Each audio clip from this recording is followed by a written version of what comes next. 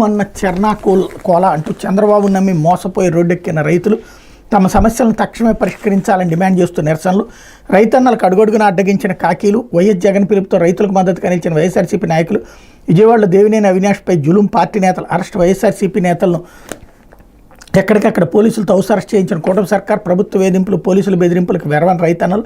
జిల్లా కేంద్రాల్లో ఉవ్వెత్తున రైతులు. వైఎస్ఆర్సీపీ శ్రేణులు ర్యాలీలు. 6 నెలల చంద్రబాబు పాలనపై ప్రజా వ్యతిరేకతకు నిరసన. ర్యాలీలు అద్దం పట్టే అన్న రాజకీయ పరిశీలకులు. రైతుల ఆందోళన విజయవంతం కావడంతో వైఎస్ఆర్సీపీ శ్రేణుల్లో కథనోత్సాహం. 2 సీజన్లు గడుస్తున్న పెట్టుబడి సాయం 20,000 ఇవ్వకుండా రైతులను దగా చేసిన కూటమి ప్రభుత్వం. ధాన్యం పండించిన పంటలకు కనీస మద్దతు ధర కల్పించకుండా రైతులకు ద్రోహం. ఉచిత పంటల బీమాను రద్దు చేసి కర్షకులకు దిక్కుతోచని దుస్థితిలోకి నెట్టిన చంద్రబాబు అన్నటువంటి వార్తని హైలైట్ చేశారు. అయితే ఇక్కడే విచిత్రం ఏంటంటే, ఇందులో రైతులు ఎంతమంది కనబడుతున్నారు ఫోటోలో? నిజంగా రైతులు అటెండ్ అయ్యారంటే రాజకీయ పార్టీ కార్యక్రమంగానే నడిపారు. రైతులు వచ్చినటువంటిది తక్కువ కనబడుతోంది. దానికి సాక్ష్యం ఇదే. లేకపోతే అల్లు అర్జున్